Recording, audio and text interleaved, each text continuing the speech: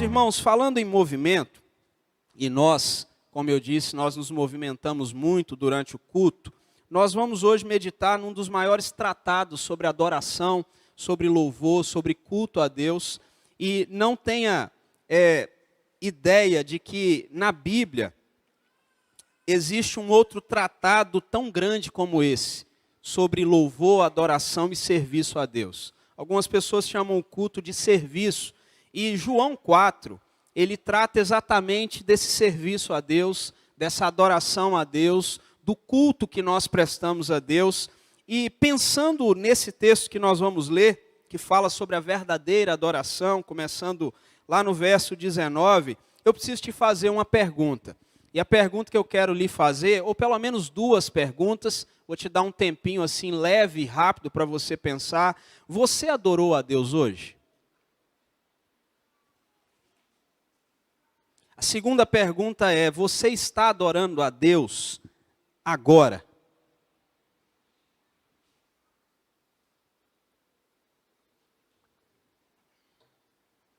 Para a maior parte das pessoas que dizem conhecer Cristo, adoração e culto é algo inativo, é algo passivo, não interativo, não participativo. Para a maior parte das pessoas, o culto é algo passivo e não fervoroso. A.W. Tozer, que é um grande escritor, pregador também, palestrante, ele chega a dizer que a adoração é a joia perdida da igreja evangélica. Ele diz que com o passar dos anos, nós perdemos a noção e o entendimento do que é adorar a Deus. E ele então atribui esse problema a alguns mitos que nós temos sobre a adoração, alguns mitos que nós temos sobre o culto a Deus. E você sabe que mitos, né? Quando a gente fala sobre mitos, nós estamos falando aí o que estuda os mitos é a mitologia. Mas nós somos muito acostumados a usar a expressão assim, a mitologia grega. Mas existe mitologia em outros lugares também. A mitologia ou o mito, ele é diferente de algumas outras questões na nossa vida. Por exemplo, nós nos acostumamos e crescemos com a ideia, com superstições, que são diferentes de mitos, embora pareçam, eles são diferentes. Nós crescemos com essa ideia, muitas vezes contada de pai para filho, que são superstições, não se deve passar debaixo de uma escada. Se quebrar o espelho, 7 anos de azar. Eu espero que nenhum crente fique com isso na cabeça. Espero de verdade. Desvira o chinelo, senão a mãe morre. Tinha um tal de, não passa por cima da criança, se a criança está no chão, se você passasse por cima dela, não passa porque senão a criança não cresce. E tinha criança que acreditava nisso, que quando alguém passava, falava, despassa, despassa, despassa. São superstições. Mitos são diferentes. Quando nós falamos sobre mitos, nós estamos falando de algo que está tratando mais de origem das coisas. Origem da vida, origem do mundo, ou origem dos deuses, por exemplo. Um dos mitos mais conhecidos é o mito de Tarciso. A história nos conta que esse mito é que uma jovem ninfa, uma jovem bonita chamada Eco se apaixonou por Narciso, que era um jovem maravilhoso, que era um jovem daquele de encantar o olho de todas as garotas. Então Eco se apaixona, só que Narciso rejeita o amor de Eco. Então uma deusa, Nêmesis, condena Tarciso a se apaixonar por si mesmo. Tem muito narcisista por aí. É disso que vem essa palavra. É a pessoa que é tão apaixonada por si que diz, não tem ninguém que se compara ou que pode andar comigo. Narciso, então, ele recebe essa condenação. E um certo dia, ele então se depara com a imagem dele diante de um lago ou ali diante de um rio, e quando ele olha para a sua imagem, ele fica tão encantado e ele continua olhando e definhando até a morte. pela sua própria imagem, pela sua própria beleza. Alguns vão dizer que ele cai, ele pula dentro do rio, e então morre afogado. Então isso é um mito. Quando nós pensamos sobre a igreja, o povo de Deus, o culto a Deus, existem alguns mitos em torno da adoração a Deus. E João 4 conta um deles, o mito da localização. E nós vamos ler esse texto agora para continuarmos pensando sobre esses mitos. Senhor, verso 19, olha o que diz aí, verso 19. Senhor, disse-lhe a mulher, vejo que tu és profeta. Nossos pais adoraram neste monte. Vós, entretanto, dizeis que em Jerusalém é o lugar onde se deve adorar. Disse-lhe Jesus, mulher, podes crer-me que a hora vem, quando nem neste monte, nem em Jerusalém, adorareis o Pai. Vós adorais o que não conheceis, nós adoramos o que conhecemos, porque a salvação vem dos judeus. Os irmãos leiam juntos o verso 23.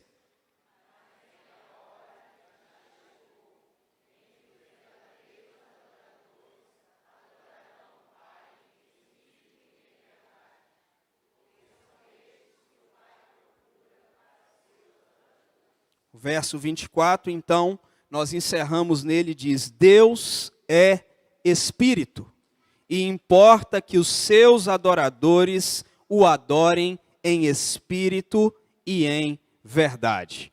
Quando nós, então, caminhamos para falar sobre mitos, nós estamos entrando na atmosfera deste texto, desse trecho da Bíblia, onde essa mulher carregava um mito, uma história contada, embora tentasse basear-se na Bíblia, ou fundamentar na Bíblia, porque o Monte Gerizim, que é onde ela está dizendo que deve adorar, é aquele local onde Josué leva o povo depois que se despede de Moisés. Então eles consideravam que ali era um lugar especial, que ali era um lugar próprio para adoração. Então existe um mito da localização, mas antes do mito da localização, nós vamos falar de um primeiro mito, que é o mito de que a adoração e o culto é uma observação passiva. De que o culto e a adoração é algo mais voltado assim, vamos dizer, nós somos espectadores. É como se nós nos assentássemos no sofá da nossa casa, estivéssemos diante de uma televisão e nós assistíssemos o culto, como a família do Homer Simpson. Eles se assentam todos ali em conjunto e estão assistindo a um programa. O primeiro mito que fica em torno da nossa vida tem exatamente a ver com isso. O mito de que nós somos espectadores acompanhando um culto. Só que lá no sistema de adoração, lá no Antigo Testamento, o que você encontra era o povo interativo. Haviam pessoas em filas segurando o seu sacrifício, aguardando a sua vez de entregar o seu sacrifício diante de Deus. Haviam ali os sacerdotes falando algumas palavras e o povo respondendo essas palavras, muito parecido com o que acontece nas missas da Igreja Católica, quando o padre fala e a igreja responde. Então isso acontecia no Antigo Testamento. Você também encontra o povo cantando as canções chamadas de subida, os salmos de subida, enquanto estavam no pátio, essas pessoas cantavam. Passando para o Novo Testamento, a igreja primitiva, que é assim que chamamos, a igreja neotestamentária, você encontra ali no culto testemunhos, orações públicas feitas por várias pessoas, cânticos, a participação na ceia, comunhão com bastante comida, nos lares, nas casas. Perceba, o culto está acontecendo e é algo interativo. Há movimento.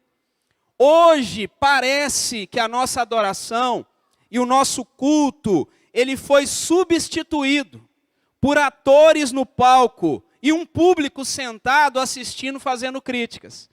E veja bem o quanto que isso é verdade e você precisa trazer isso para o coração.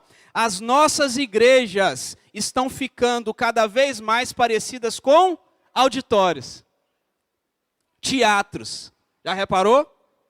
Quando se vai fazer uma reforma nova nas igrejas, e nós temos visto isso bem perto de nós, o desejo daquelas pessoas que estão na liderança é dizer, não, eu quero que aqui seja um lugar bem parecido com o auditório, onde essas pessoas vão receber um culto.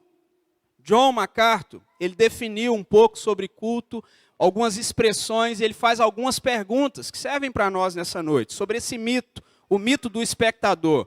Ele diz o quê? Por que você frequenta a igreja? Ele faz essa primeira pergunta. Eu vou te fazer a segunda pergunta. Ele diz o seguinte, quando você se congrega com os irmãos, com os santos, é assim que ele os chama, sua verdadeira finalidade é adorar a Deus? Ele faz mais uma pergunta, ou duas. Você frequenta a igreja em troca do proveito que pode obter dela? Quarta pergunta. Você sai do culto depois de ter avaliado o solista, analisado a equipe de louvor, o coro, criticado a mensagem? É assim que você sai do culto? Sabe por que ele faz essas perguntas? Desde muito tempo, nós temos sido condicionados a pensar que a igreja existe para nos entreter. Que a igreja existe para nos servir. E veja como isso é verdade. Eu gostaria que você pensasse o quanto que o que eu estou dizendo é verdade para o nosso coração. Quando nós planejamos alguma programação, algum evento que será realizado, nós, ao planejarmos, escolhendo, avaliando o que será feito, o preletor, a ornamentação, a data, o horário, nós nos perguntamos, será que as pessoas vão gostar dessa programação? Será que haverá engajamento? As pessoas comprarão a ideia? Os outros irmãos vão se envolver? Será que teremos um bom público? Quando, na verdade, a pergunta primordial e principal deveria ser, Deus será glorificado através deste programa? Deus será honrado através dessa programação? O nome de Deus será engrandecido pelo que fazemos? Essa deve ser a pergunta principal. Deus está se agradando deste encontro, desta reunião, do que nós estamos fazendo? Deus está se agradando disso? Por isso eu trago uma frase de um antigo teólogo que dizia o seguinte, veja bem o que ele disse. As pessoas têm uma ideia de que o pregador é um ator no palco e de que elas são críticos que reprovam ou elogiam. O que as pessoas não sabem é que elas são os atores no palco.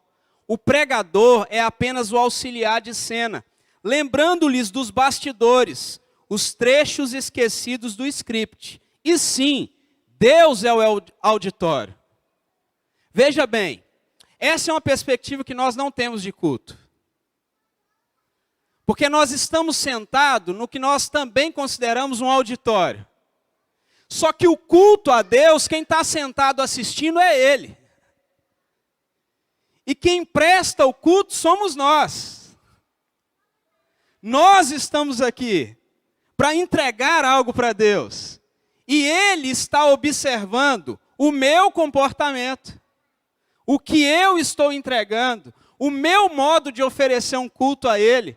Ele está observando a minha vida. Então é comum você ouvir algumas pessoas dizendo assim, eu não recebi nada na igreja hoje. A resposta a todos nós quando dizemos assim é, o que você deu para Deus hoje? O que você veio entregar para Ele? Como o seu coração foi preparado para o culto a Deus? Porque na verdade nós viemos oferecer algo. Nós não viemos apenas, exclusivamente, ou não deveria, buscar algo. Nós viemos trazer. Nós vamos, ou vimos à igreja para glorificar a Deus e não para buscar uma bênção. Nós nos reunimos aqui para entregar algo a esse Deus grandioso que merece toda a honra, toda a glória, todo o louvor. E nós fazemos isso juntos aqui porque nós não conseguimos fazer o mesmo que estamos fazendo aqui com essa intensidade nos outros dias da semana. Nós não conseguimos nos reunir como comunidade dessa forma. Então hoje nós nos reunimos com esse objetivo. Então a questão, quando a gente pensa em ser um espectador, a questão não é obtive algum proveito ao ir à igreja, mas sim, eu glorifiquei a Deus hoje. Por isso eu te perguntei, você adorou a Deus hoje? Você está adorando a Deus agora? Veja bem, a bênção de Deus, ela provém de resposta à adoração. Se você vem em busca de receber algo, perceba bem, se você não é abençoado, isso não acontece por falta de qualidade na música. Nem possivelmente por falta de qualidade na pregação. Embora tanto a música ruim como a pregação ruim possam ser obstáculos. Mas, sobretudo, um coração egoísta que não veio adorar a Deus é que impede você de receber bênçãos. Porque o coração egoísta vem só buscar. Mas um coração sincero, segundo a Bíblia, ele vem entregar toda a glória, toda a honra, todo o louvor a Deus. Então a verdade é que vamos à igreja a fim de declarar que Deus é digno da nossa adoração. Nós estamos presentes aqui para louvar a Ele por tudo que Ele fez e por tudo que Ele faz. Nós estamos presentes aqui para cantar louvores, expressar os nossos pedidos, ouvi-lo por meio da pregação da palavra, encorajar nossos irmãos, desafiar nossos irmãos, aprender e declarar que Ele é tudo em nossa vida. Esse é o nosso objetivo. Então veja bem, o primeiro mito é o mito do espectador. Onde você está aqui e você está dizendo o seguinte, eu estou assistindo a um culto.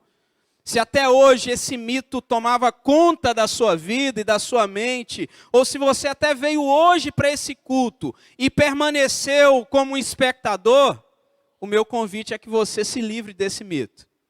O segundo mito que nós encontramos, pensando ainda nessa mulher que vivia o mito da localização, pensando nos nossos mitos, o segundo mito é que o culto ou a adoração é um evento isolado do nosso calendário. De que o culto e a adoração é um evento, um momento independente da semana passada. E é muito interessante que o culto, na verdade, bom, ele é a soma da abundância da nossa adoração pessoal de segunda a sábado. No culto, nós descarregamos todo o nosso percurso e compromisso de intimidade, adoração e louvor semanal. É isso que nós entregamos diante de Deus. Eu volto e pego emprestado mais uma vez John MacArthur, quando ele diz o seguinte: adoração não é induzida por métodos artificiais. Se você sente, diz ele, que precisa de um ritual formal ou algum tipo de ritmo musical específico para adorar, definitivamente você não está adorando a Deus. Se você imagina que a música e liturgia é que vão fazer você adorar, você está muito enganado. Porque música e liturgia auxiliam, expressam a condição de um coração sincero na adoração. É só um auxiliar, tanto a música como a liturgia. Música e liturgia não transformam um coração hipócrita num coração adorador. Quem faz isso é o Espírito Santo, ele transforma, ele muda. Mas a música e a liturgia, não. O grande perigo é que muitas vezes a música e a liturgia, música boa, liturgia boa, pregação boa, pode passar para nós ou conceder a um coração hipócrita o sentimento de que adorou. A ideia de que adorou. Você sai então daquele culto com música boa, com mensagem boa, tudo correu muito bem, você então diz, nossa, hoje eu adorei a Deus. Mas às vezes ficou como um espectador sentado, não abriu a boca, nem pensar sobre Deus ele pensou. Ele só se desfrutou de um cardápio muito bem preparado, mas ele não adorou a Deus. Então o ponto crucial, quando a gente pensa no segundo mito, que é esse de um evento separado na semana, é que a adoração na igreja, irmãos, é o estado do coração dos crentes. A adoração na igreja ela vem de um culto público que já começou durante a semana, segunda, terça, quarta, quinta, sexta, sábado. Não é só domingo às 19 horas que começa. É uma vida de adoração. É um compromisso constante. O culto no domingo é a soma da nossa semana. Mas veja bem, a razão, talvez, porque algumas pessoas vêm ao culto e saem do culto vazias, sem entender muito do que aconteceu, é que possivelmente durante toda a semana ele ignorou o Senhor. E depois ele chega na igreja domingo e fica perguntando por que parece que ele não está adorando. Por que parece que ele não está sentindo nada além de uma frieza do coração. Imagine comigo um marido que passou a semana toda reclamando com a esposa. O tempo todo reclamava, olhava para casa, olhava para os filhos, olhava para ela, e ele não fez nenhum elogio, não falou nada. A semana inteira. De repente, lá no sábado, ele diz, minha querida mulher, amor da minha vida, vamos sair para jantar. Vamos ter um momento, 1 hora ou 2, nós dois. O que esse homem pode esperar? Uma mulher que até pode se arrumar, pode até entrar no carro para sair com ele para o jantar, mas uma mulher com completa frieza, chateada, aborrecida, que não queria nada além dele dizer, por favor, me perdoe, por todas as palavras que eu disse. Então, quando nós olhamos para o culto, não é simplesmente vir e colocar aquela roupa, como diziam os antigos, a roupa de ver Deus. Coloca a roupa de domingo, senta no banco da igreja e diz, pronto, Senhor, estou aqui para adorar. É necessário um preparo. Cultuar e adorar a Deus é bem mais do que um ato litúrgico, é bem mais do que formalidade externa. Cultuar a Deus parte do coração, da profundidade do nosso coração, e por mais que nós possamos fazer bem o nosso trabalho aqui na pregação, por mais que a equipe de louvor possa se preparar muito bem para conduzir junto com a igreja, louvar o Senhor, a adoração não é induzida por meios artificiais, ela tem que partir de dentro para fora. Não é o choque do culto que te faz adorar, parte de dentro do seu coração, entregar algo diante de Deus. O terceiro mito que nós encontramos, e agora sim nós chegamos a esta mulher, que é o mito da localização, e é muito interessante porque essa mulher vivia com esse mito em mente. Ela vivia, o capítulo 4, que é esse tratado sobre adoração, mostra uma mulher que havia se divorciado 5 vezes e agora estava amaziado com um 6º marido que nem era seu marido. Uma mulher que possivelmente procurou preencher o vazio da sua vida através dessas circunstâncias do amor de um homem, de estar com um homem.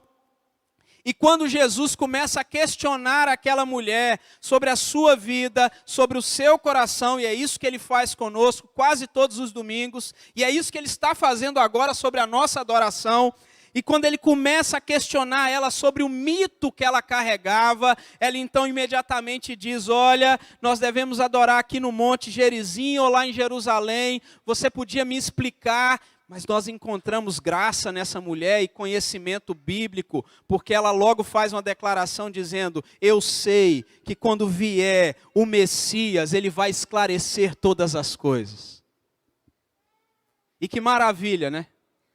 Nós podemos ter os mitos que forem, a respeito inclusive da nossa adoração a Deus. O nosso Deus é um Deus tão amoroso e tão gracioso, que ele tem prazer em se aproximar de pessoas que vivem debaixo de mitos, como essa mulher, debaixo de pecado, como essa mulher, vazios, como esta mulher, e dizer: eu estou aqui para esclarecer. E é muito interessante que todo ser humano, irmãos, ele tem dentro de si um anseio por comunhão com Deus.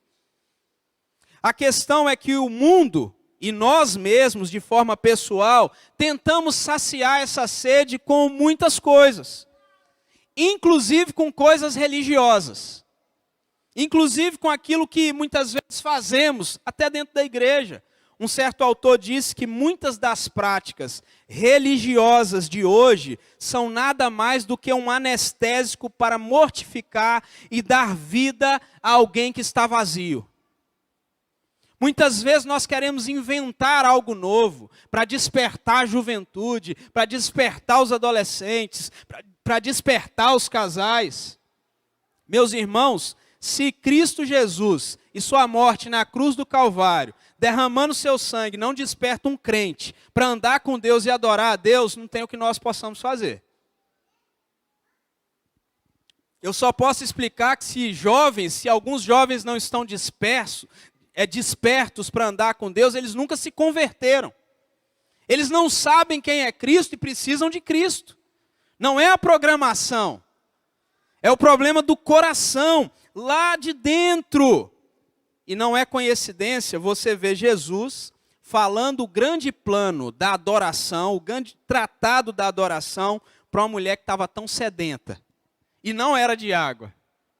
Ela estava sedenta pela própria vida, ela tinha esse vazio. Então o texto que nós lemos, verso 23, diz: mas vem a hora, e já chegou, em que os verdadeiros adoradores adorarão o Pai em espírito e em verdade. O fim do versículo é extremamente importante, porque são estes que o Pai procura para os seus adoradores. Quando Jesus diz: mas vem a hora e já chegou, ele está dizendo o seguinte: o que isso significa?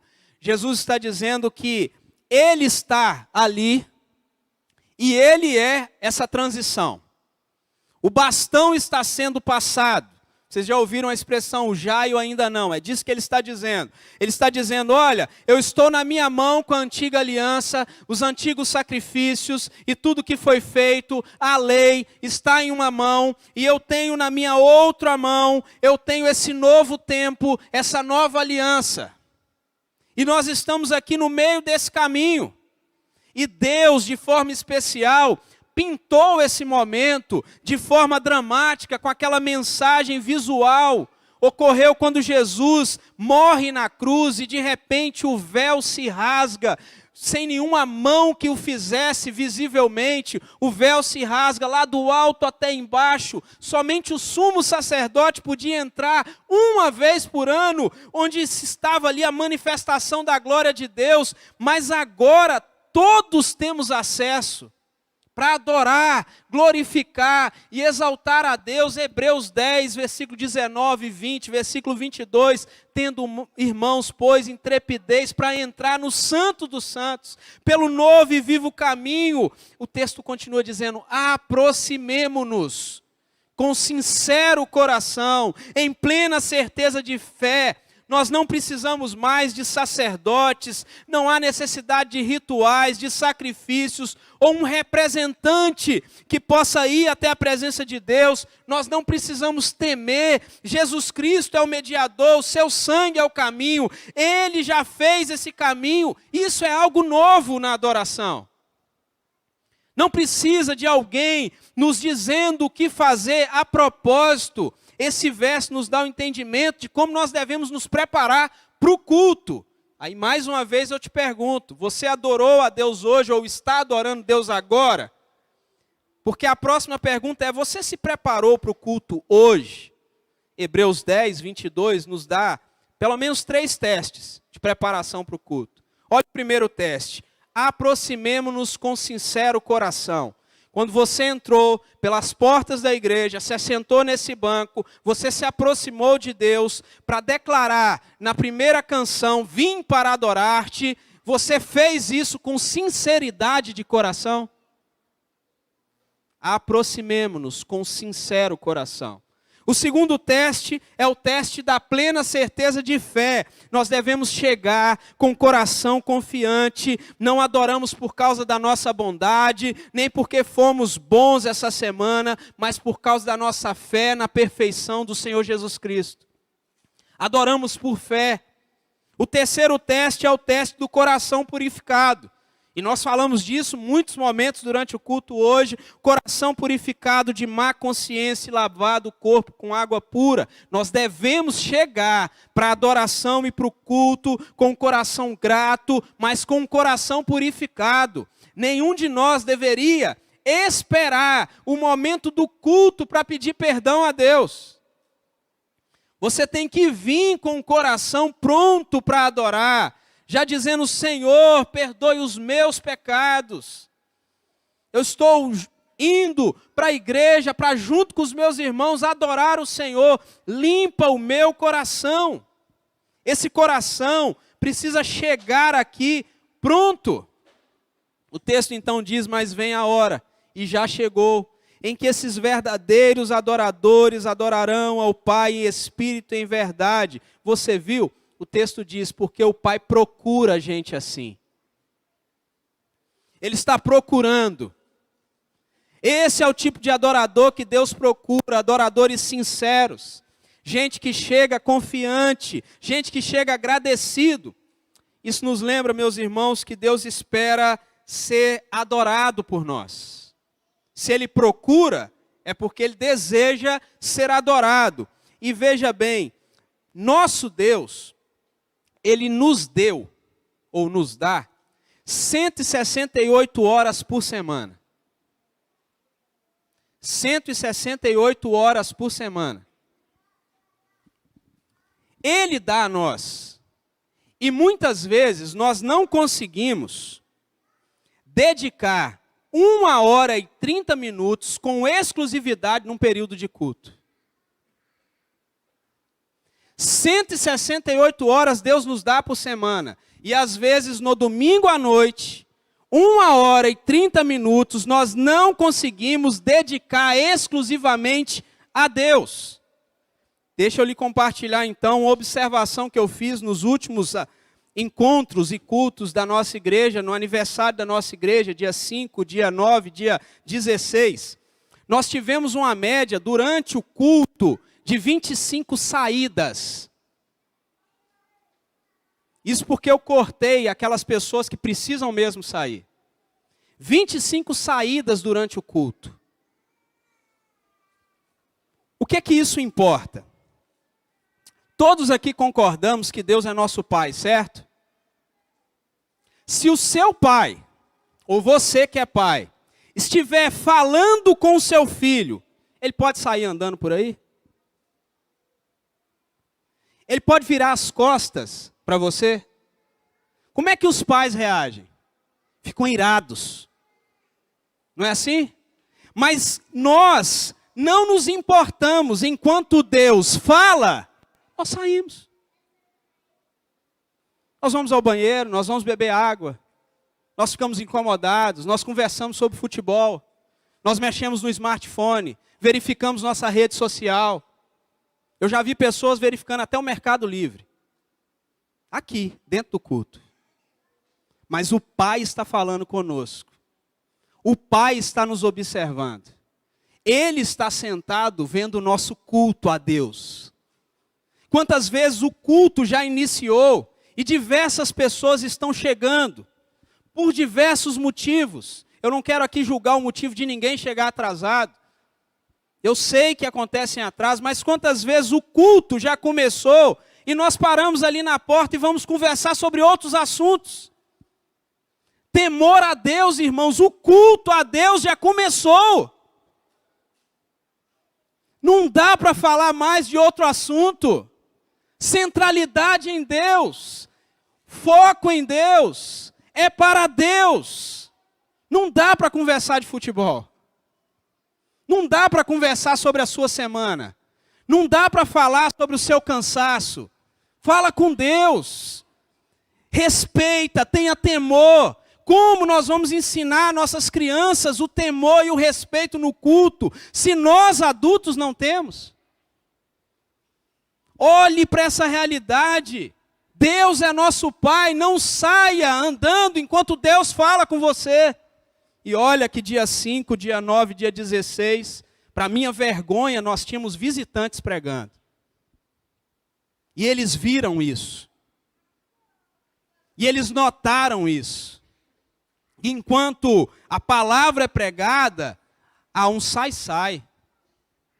Um incômodo indecente. E veja bem, Deus nos deu, e eu volto a dizer, 168 horas durante a semana, e nós muitas vezes não conseguimos exclusividade em 1h30 diante de Deus. 1h30. Olhando ainda para esse texto, existe aqui, nesse mesmo verso 24, Deus falando que importa que os seus adoradores o adorem em espírito e em verdade. Rapidamente, pense comigo nessas duas palavras-chave que você encontra aqui. A adoração precisa ser em espírito e a adoração precisa ser em verdade.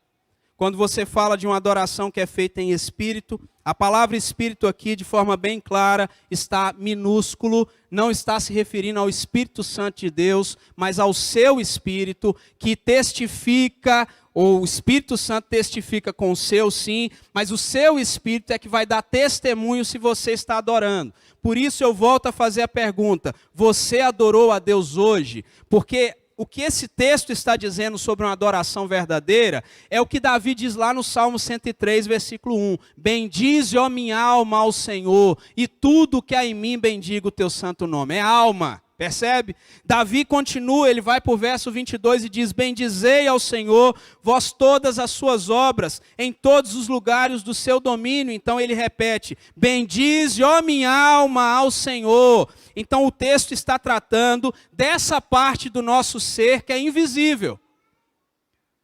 A adoração a Deus é espiritual. E é por isso que o texto está dizendo, Deus é espírito. Por isso importa que os seus adoradores o adorem em espírito. Não é só o que traz. Tem que sair lá de dentro, irmãos. Significa que a nossa comunhão, na adoração, ela nasce de um coração que está pronto. Por isso você deve pensar bem na resposta que você deu até agora, dizendo, sim, eu adorei a Deus, eu volto a lhe perguntar, saiu de dentro? Veio da sua alma? Seu espírito fez isso? Porque a adoração que Deus recebe é em espírito, em verdade. É preciso dar atenção. Lembre-se bem de Caim e Abel. E veja o exemplo deles, no fim de um tempo, trouxeram ofertas. Note bem, a liturgia foi a mesma. No fim de um tempo, trouxeram ofertas. A forma foi a mesma, ofertas. Mas em um havia uma liturgia sem sinceridade. No outro, havia o procedimento correto. Muitas vezes nós nos aproximamos, temos até a liturgia certa. Temos até a forma certa. Mas o problema está que não saiu da sinceridade do coração. É como o próprio Senhor Jesus Cristo vai afirmar em Mateus 15, verso 8 e verso 9. Este povo me adora com os lábios, mas o seu coração está longe de mim. Não é difícil cantar os louvores que nós cantamos aqui hoje. O difícil é tirar isso de dentro da alma. Essa é a parte difícil. É bendizer ao Senhor com canções tão bonitas, tirando de dentro do ser, dizendo: bendize, ó minha alma, ao Senhor. É saindo mesmo do nosso coração. Olhando para esse ponto, você sabe que quando as pessoas vão fazer algum comentário ou dizer alguma coisa, via de regra, quando vai homenagear alguém ou contar uma história, quando a pessoa está tirando aquilo de dentro da alma, algumas choram, se emocionam, sentem-se profundamente comovidas, às vezes envergonhadas, às vezes lábios trêmulos enquanto falam, com energia naquilo que está fazendo, e você percebe, não percebe? Coisas que saem de onde? Da alma. Olhando para esse fato, os nossos cultos deveriam ter muito mais emoção do que tem. Onde a nossa alma está diante de Deus, e alguns de nós deveríamos cantar as canções com os lábios trêmulos. Alguns de nós deveríamos, não só em momentos especiais, mas quase todos os cultos, estarmos chorando, comovidos diante de Deus, sem que o irmão do lado entenda, enquanto ele sorri alegremente, feliz pelo que Deus está fazendo, enquanto ele adora, de repente tem um outro ali chorando, arrependido e contrito diante de Deus pelo que Deus está falando com ele. Este é um culto que sai de dentro da alma, de dentro de nós. A segunda palavra que você encontra aqui é que deve adorar a Deus em espírito, mas adorar também em verdade.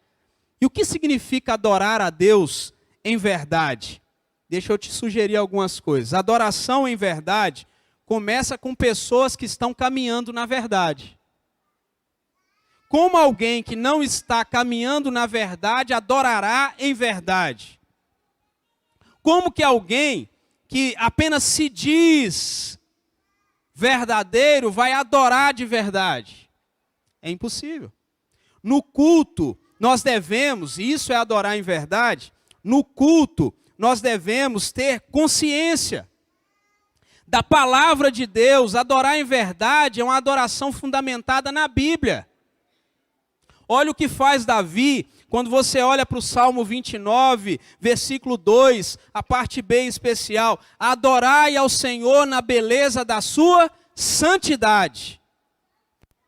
A adoração dele está apontando para atributo de Deus, para quem Deus é, o que o Senhor faz. A maior parte do nosso problema é que a gente vai até a Bíblia, a gente vai buscar algo rápido. A gente vai para a caixinha de preciosas promessas. Mas nós precisamos ter um interesse não em rapidez, mas em profundidade com Deus. E aí sim nós vamos oferecer a Deus um culto, uma adoração que realmente chega diante dele. Porque nós somos e buscamos profundidade. Davi, ele faz uma reflexão dizendo: olha, a santidade de Deus é que produz a adoração. Não é assim com Isaías?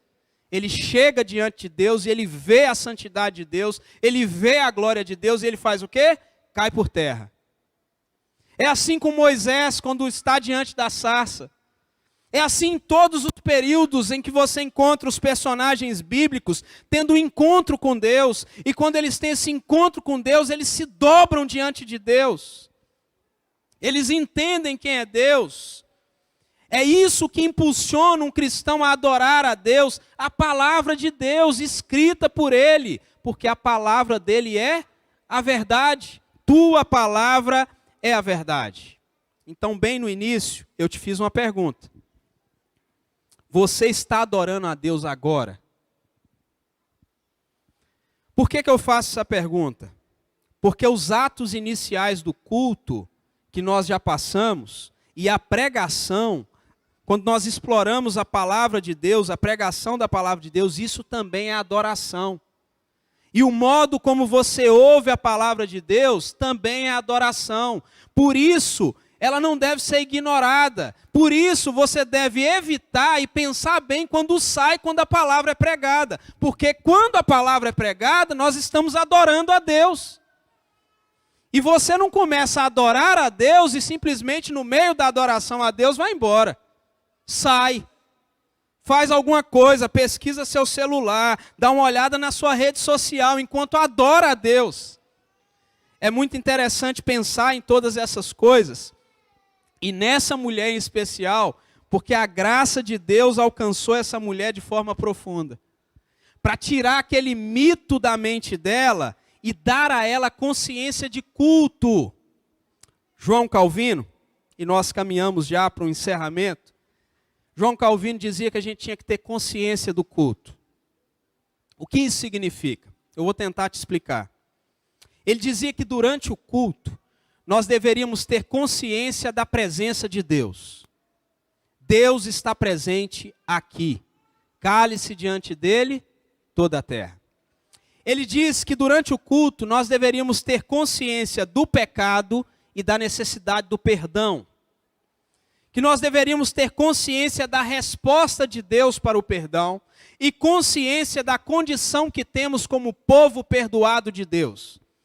Ele ainda diz que durante o culto, nós temos que ter consciência de gratidão e louvor, de intercessão, de responsabilidade consagratória da nossa vida a Deus, consciência da nossa missão nesse mundo e consciência da necessidade de ser edificado pela pregação da palavra de Deus. Ele então conclui dizendo que o culto a Deus não deveria ser mecânico, árido, com formalidade vazia de significado. Que o culto a Deus, ele deve ser, sim, ele pode seguir um padrão, mas ele não precisa apenas seguir esse padrão, porque esse padrão ele pode engessar as pessoas e torná-las frias. Ele então diz que o culto, ele deve ser um culto de acordo com a Bíblia, mas um culto onde há beleza, onde há leveza, onde nós entendemos o que está acontecendo. A ordem do culto, ou o que nós chamamos aqui de liturgia, não pode ser associado a repetições mortas. A liturgia bíblica significa, irmãos, que há leveza, de um ato do culto até o outro. O ideal do culto é que nós precisamos eliminar o quebra-mola, a troca de marcha arranhada, de um ato para o outro. A troca de marcha dentro do culto deve ser bem natural. Eu não sei quantas pessoas aqui tiveram a oportunidade de viajar de trem. Eu tive várias oportunidades. E uma das coisas, quem já viajou vai se lembrar, que de vez em quando o trem para no caminho para que mais um vagão possa ser acoplado a ele. E quando você está ali sentado, enquanto aguarda, de repente você recebe um tranco. Um vagão batendo no outro. O que eu quero dizer com isso? O culto, ele não pode ser assim. Ele tem que ser mais natural. Entre aquele que canta, o pastor que dirige, a equipe vindo e nos conduzindo, está tudo conectado, nós não podemos nos esquecer disso. É tudo conectado, o texto que foi lido, as canções que serão cantadas, tem conexão nesse culto. Durante o culto, existem coisas que precisam acontecer de forma muito natural para nós, o ficar de pé, por exemplo, para cantar. Nós sabemos, não é pecado nenhum cantar sentado. Não, mas nós sabemos que estando em pé, nosso corpo fica melhor preparado para auxiliar nas notas que nós vamos cantar. Nós sabemos disso, por isso os corais não cantam sentados. Para que essa voz possa sair, e afinal de contas, irmãos, nós estamos aqui para entregar o melhor que podemos para Deus. Então não se trata de alguém ter te pedido para levantar ou sentar, se trata de oferecer a Deus um culto, a Ele, de adoração, em abrir seus lábios e cantar, em dizer diante de Deus o que nós viemos dizer. Nós não podemos atribuir a nossa caminhada com Deus e o culto a Deus a apenas ser mandado ficar de pé, sentar, mandar entregar dízimo. E se por acaso algum dia ninguém falar do momento da entrega do dízimo, meu irmão, com total discrição, levante do seu lugar, o gasofilaço está bem aqui, vai e entregue. Não leve para casa não, volta, entrega. Afinal de contas, você já imaginou se todos os irmãos que entregam suas ofertas por depósito e Pix tivessem que esperar, nós irmos lá no mural e falar, é agora, irmãos, deposita todo mundo agora. Não, as pessoas vão lá e entregam. E na Bíblia, o momento mais marcante da entrega de ofertas dentro de um templo, Jesus inclusive está assentado conversando com os discípulos. O que eu posso considerar que nem era um momento de culto. Porque ele está conversando com os discípulos, ensinando uma lição. Está vendo aquela mulher? Está vendo só aquela mulher ali? Ele está conversando. No momento da entrega das ofertas. Você percebe que nem foi um momento separado, exclusivo, diferente. Ele está ali de lado. Junto com os discípulos. E quantas vezes nós, estando no culto, nós ficamos esperando as coisas acontecerem, alguém dar uma ordem, alguém falar, de repente você está sempre esperando o diácono fazer o que é o serviço do diácono, e você está bem ali, na frente, você pode fazer, está perto de você, você pode ajudar, você pode participar, mas alguém explicou isso bem melhor do que eu, embora eu traga palavras do nosso tempo. C.S. Lewis, ele é excelente em tudo que fazia, todos os seus escritos, embora em algumas partes dos seus livros nós tenhamos que ficar pesquisando para entender o que ele disse. Ele que era um servo de Cristo, ele disse algo sobre o que eu estou expressando agora do culto, quando ele disse o seguinte, veja bem o que disse C.S. Lewis. Enquanto você ainda observa e tem de contar os passos, você ainda não está dançando, mas apenas aprendendo a dançar. Um bom sapato é um sapato cuja presença você não precisa notar. A boa leitura se torna possível quando você não precisa pensar conscientemente em seus olhos, na iluminação, na letra impressa ou na ortografia. O culto perfeito na igreja, diz ele, seria aquele do qual nem estaríamos conscientes. Nossa atenção teria sido centralizada em Deus, naturalmente. Deveria ser natural para nós chegarmos aqui, não costumeiro, natural, e participarmos do culto e entendermos tudo o que está acontecendo. Todo o movimento. Em olhar para um texto como foi lido de Isaías 40 e ver naquele texto ali toda essa beleza do culto a Deus. E ver ali naquele trecho exclusivo da Bíblia e você conseguir enxergar naquele trecho das Escrituras Deus sendo invocado para o culto, Deus sendo glorificado, Deus nos chamando à confissão de pecados, Deus nos chamando à gratidão, à intercessão, ao louvor, à adoração e ao sentimento de nos sentarmos e ouvir Deus. Isso deveria ser natural. Nenhum de nós deveria olhar para um texto e não conseguir enxergar isso depois de muitos anos de caminhada cristã. É isso que nos torna maduros na fé. Através da adoração, em espírito e em verdade, Deus será honrado, meus irmãos. Deus será honrado. Através da adoração em espírito e verdade, nossa perspectiva será reajustada. Na adoração em espírito e em verdade, nosso pecado será evidenciado e devidamente perdoado. Através de uma adoração em espírito e em verdade, nós seremos edificados. Mas eu quero te lembrar que edificação não tem a ver com se sentir melhor, mas viver melhor. Através da adoração em espírito e em verdade, nosso espírito é renovado. Através da adoração em espírito e em verdade, nossa obra é revitalizada. E através da adoração em espírito e em verdade, essa adoração vai nos levar ao testemunho. Como nós aplicamos esse trecho, então, à nossa vida? Primeiro, avaliar o nosso coração. É um convite que eu considero misericordioso de Deus. Depois que você faz essa avaliação, e eu fiz algo bem pessoal para mim, eu fiquei contando quantos domingos tem um ano, e eu fiquei imaginando em quantos desses domingos eu verdadeiramente adorei a Deus e veio da alma. Eu não sei você, se você consegue ou tem coragem de fazer essa avaliação. Eu não fiquei satisfeito comigo. Eu confesso que em alguns momentos eu cumpri tabela. Eu vim e fiz o serviço. E creio que pela misericórdia de Deus, Ele ainda recebeu. Mas hoje Ele está nos chamando, avalie seu coração. Segundo, busque intimidade pessoal com Deus durante toda a semana. E eu tenho plena certeza que o seu culto, ou o nosso culto a Deus de domingo será melhor.